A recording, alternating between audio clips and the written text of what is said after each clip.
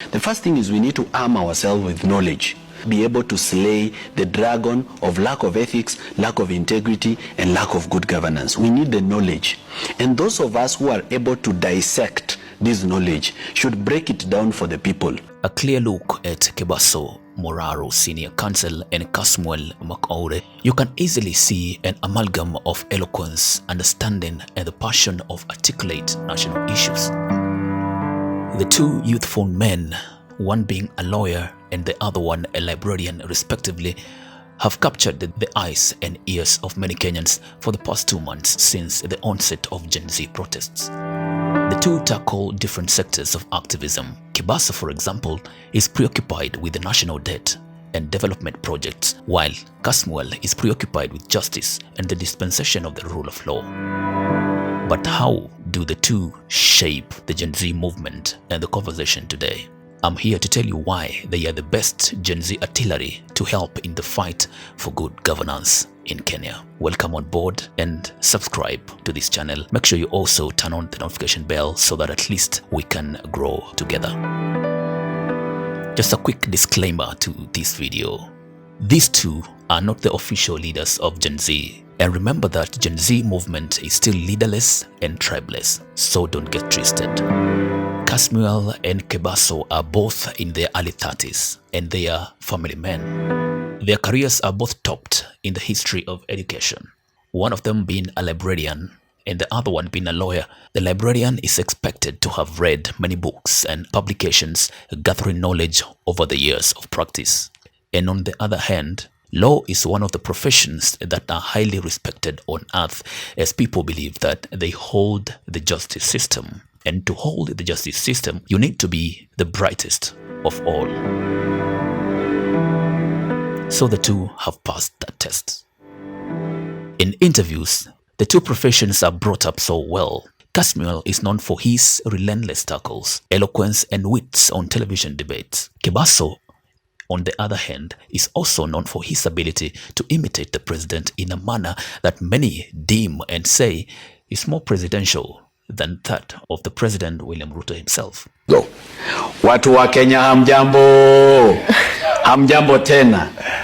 Mimi nilikuja hapa Kajiado mwaka wa 2018. Ni kweli si kweli? Si mimi nilikuja hapa na huyu gavana wenu Olelenku. Mimi niliweka hii mradi ya All Kejuado University. Sasa hii nimerudi tena. Hii ni 2024. Sasa nimekuja kuangalia, nimepata hakuna kitu. A good example is in the speech that the president made after the Gen Z protesters got into parliament. Then Kebaso came out to correct that in a speech that many saw it was more presidential than that of President William Ruto. Fellow countrymen, after deep soul searching, I have come to the profound realization that our nation is pleading for change. The youthful generation of this country have led the way into the light. We owe them a huge debt of gratitude.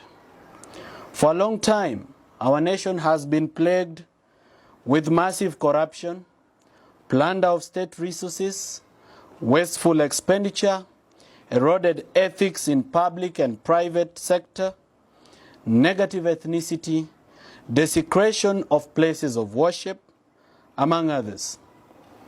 I feel your pain. I want a better Kenya too. My children want a better Kenya too.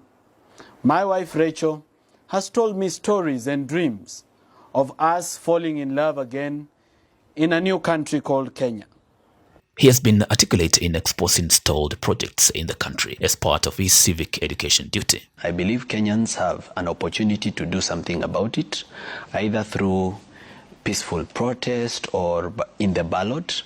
And that is why I've been at the forefront of trying to do very serious civic education to Kenyans to try and make people understand in the deepest parts of the villages how corruption is affecting them, so that when it comes to 2027, people can make wiser decisions. I hope they will. If we don't arm ourselves with knowledge, we will not be able to slay the dragon of lack of ethics, lack of integrity, and lack of good governance. We need the knowledge. And those of us who are able to dissect this knowledge should break it down for the people, the constitution to be translated to all local languages. And we need every single person, wherever they are. You don't have to do much.